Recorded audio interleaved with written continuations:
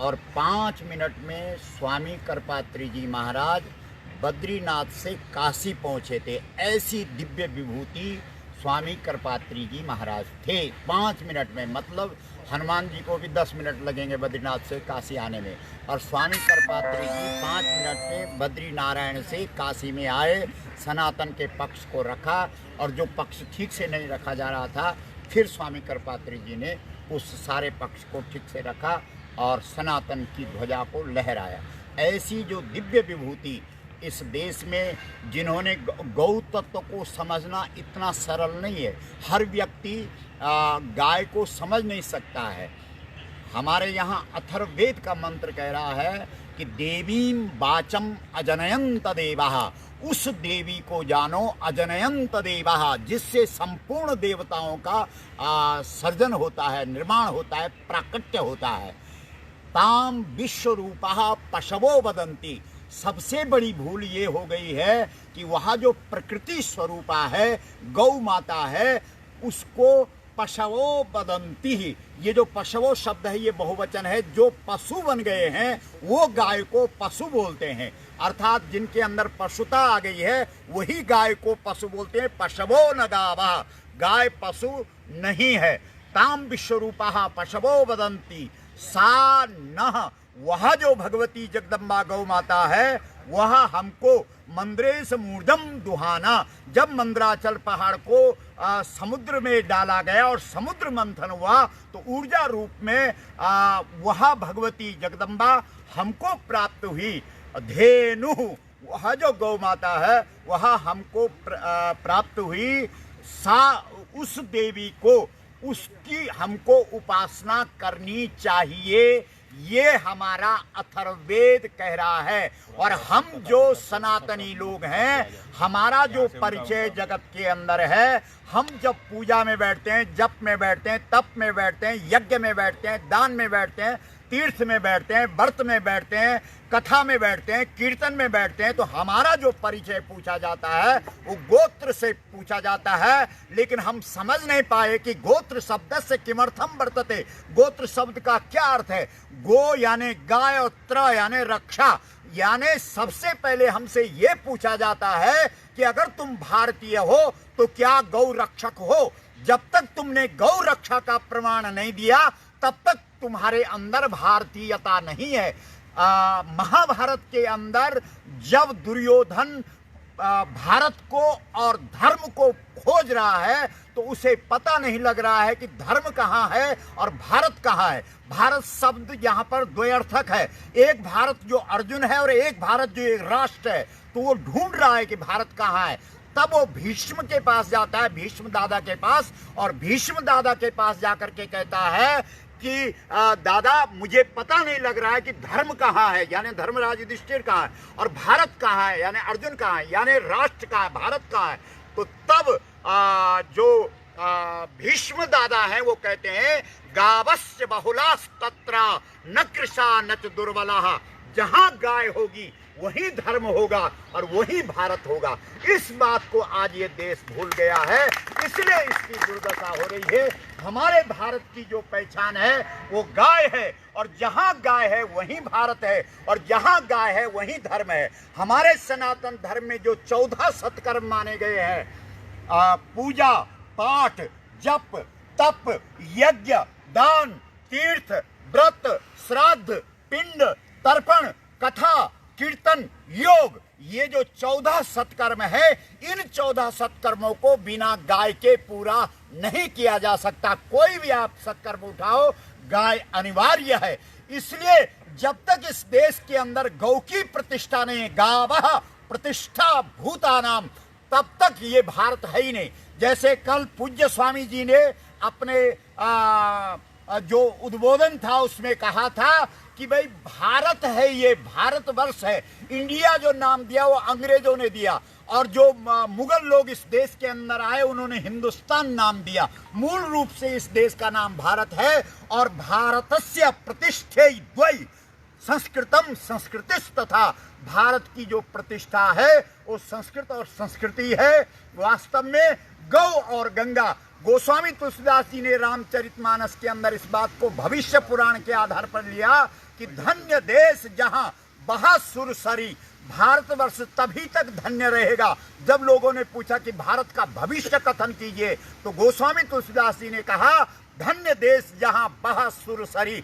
जब तक इस देश के अंदर देवत्व का जो प्रवाह प्रवाहित कर रही है वो गंगा है, और देवत्व का जो सर्जन कर रही है वो गौ है, जब तक ये दो देवियां इस देश के अंदर है तभी तक ये भारत है। और हम सब आज पवित्र सानिध्य में, पूज्य स्वामी जी के पावन सानिध्य में यहाँ पर उस दिव्य महापुरुष जो साक्षात सरस्वती के भरत पुत्र थे और जिन्होंने सनातन की ध्वजा को इस संपूर्ण ब्रह्मांड में लहराया, उन पूज्य स्वामी जी के आगे यहाँ पर नतमस्तक हैं।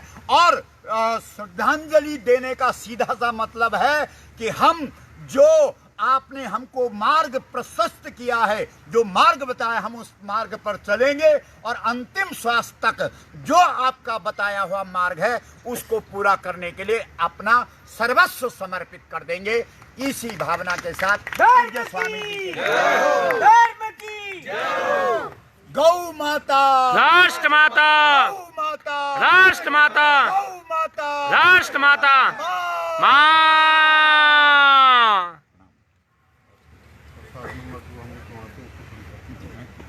भगवान आपका बंधुओं, आज यहाँ पर हम लोग जो आकर के बैठे हैं, आप जो लोग आए हैं वो तो जान ही रहे हैं, इसीलिए आए हैं, लेकिन फिर भी वाणी से कह देना औपचारिकता है। हम लोग इसलिए यहाँ नहीं आए हैं कि कभी यहाँ पर गौ भक्तों के ऊपर गोली चलाई गई और गौ भक्त मारे गए थे और हमको उस बात का दुख है। यहाँ दुख मनाने हम नहीं आए, क्योंकि हमारी सनातन संस्कृति में दुख मनाने की जो घटनाएं हैं उनको हम भुला देते हैं। हम केवल सुख मनाने का अवसर रखते हैं ताकि हम सुख मना सकें। यहाँ पर हम दुख मनाने नहीं बल्कि यहाँ पर प्रेरणा लेने आए हैं उन बलिदानी गौ भक्तों से जिन्होंने जान प्राण को भी न्यौछावर कर दिया गौ माता की रक्षा के निमित्त। आज इस धरती से यही प्रेरणा हमको यहाँ पर मिल रही है। यहाँ पर हम संकल्प लेने आए हैं कि आपका बलिदान हम आपके वंशज व्यर्थ नहीं जाने देंगे। आपने जो संघर्ष आरंभ किया था, कई वर्ष भले बीत गए, राजनेताओं ने आश्वासन दिया कि हम आपकी बात को किसी संसद से पास करवा देंगे। हम लोग उन पर भरोसा करते रहे, लेकिन एक बार, दो बार, तीन बार कितना तक भरोसा करें। अंततः अब 75 साल होने जा रहा है भारत की आज़ादी को, और 55 साल होने जा रहा है इस घटना को जब यहाँ पर गौ भक्तों का रक्त गिरा था। देश में गाय माता का रक्त गिर रहा है, संसद की धरती पर गौ भक्तों का रक्त गिर चुका है, लेकिन अभी भी देश की सरकार ये नहीं समझ रही है कि गाय का क्या महत्व है। तो उस महत्व को निरूपित करने के लिए पुनः हम सबको किसी न किसी रूप में तैयार होना पड़ेगा। तो आज हम यहाँ पर एक संकल्प लेने के लिए, प्रेरणा प्राप्त करने के लिए आए हैं, और हम संकल्प लेते हैं कि हम इस बात को जनता के सामने रखेंगे कि भारत माता की जय चारों तरफ जो बोली जा रही है वो भारत माता कौन है। देखिए, हमारे यहाँ दुर्गा माता, दुर्गा जी का चरित्र मार्कंडेय पुराण में लिखा हुआ है। दुर्गा पाठ आप लोग करते हैं कि दुर्गा जी का आविर्भाव कैसे हुआ, उनका चरित्र क्या था, किस किस दैत्य का उन्होंने वध किया। हमारे दूसरे देवी देवता भी हैं, उनका भी कृष्ण भगवान जन्मे मथुरा में, वसुदेव देवकी के यहाँ, कंस को मारा, रामायण गीता कही, ये सब उनका चरित्र है। इसी तरह से भारत माता की जय आप बोल रहे हो और बुलवाने के लिए ज़बरदस्ती भी करवा रहे हो कुछ लोगों से। ठीक है, भारत माता कौन है ये बता दो। अगर अभी किसी से पूछो जो भारत माता की जय बुलवाने के लिए बहुत दृढ़ता से कार्य कर रहा है तो शायद ठीक से नहीं बता पाएगा। भारत माता का आविर्भाव कहाँ हुआ, कौन उनके माता पिता थे, क्या उनका चरित्र है कहीं कोई बात? असल में सब भ्रम में है। भारत माता कोई दूसरा नहीं है, ये गाय ही भारत माता है। कैसे? इसलिए कि आप कोई भी पुराण उठा करके देखिए, जब अत्याचार बढ़ता है तो धरती के ऊपर भार हो जाता है, बोझ हो जाता है। धरती भाराक्रांत होकर के ब्रह्मा जी के सामने जाती है और जा करके पुकार लगाती है कि हमारे ऊपर भार हो रहा है, आप इस भूभार को हटाइए। और भूभार को हटाने के लिए, प्रार्थना करने के लिए ये धरती कौन सा रूप धारण करके जाती है? तो कहना होगा कि वो गाय का रूप धारण करके धरती जाती है, इसीलिए गाय ही धरती माता है। इसलिए हम नारा लगा रहे हैं गौ माता, तो आप कहेंगे भारत माता। नहीं, हम कहेंगे भारत माता, तो आप बताइए कि भारत माता माने गौ माता। और फिर जब हम कहें गौ माता तो आप कहिए कि अब उसको राष्ट्र माता कहने की आवश्यकता है। भारत माता, गौ माता, भारत माता, गौ माता, गौ माता, भारत माता, गौ माता, राष्ट्र माता, भारत माता, गौ माता, गौ माता, राष्ट्र माता। ठीक है, आप लोगों के मन में बात स्पष्ट हो गई। ये स्थान वो स्थान है जहाँ पर इसी संसद की दीवारों के पीछे से पुलिस की गोलियां चली थी। इंदिरा गांधी उस समय प्रधानमंत्री थी, गुलजारी लाल नंदा जी गृह मंत्री थे।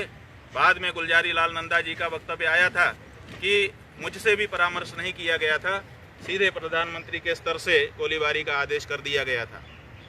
यहाँ का जो थाना है पार्लियामेंट का, उस थाने के कागजों का हम लोगों ने मुआयना करवाया।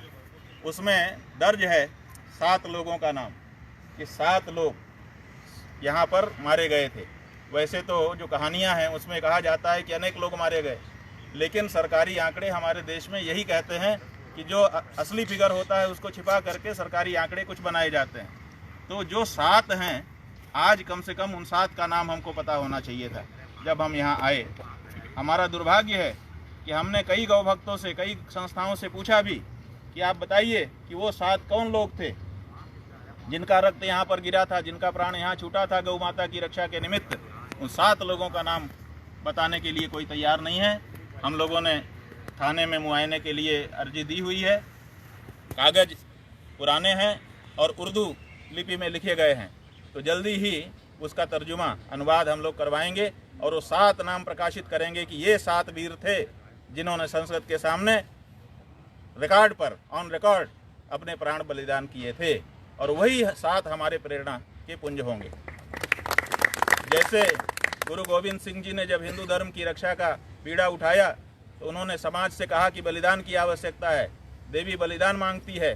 तो 5 लोग सामने आए थे और गुरु गोविंद सिंह जी ने कह दिया था कि यही 5 मुझे प्यारे हैं, बाकी नहीं। आज भी पंच प्यारे की हर गुरुद्वारे में पूजा 5 चिन्ह रखा जाता है उनका। ऐसे ही ये 7 हमारी प्रेरणा के पुंज होंगे।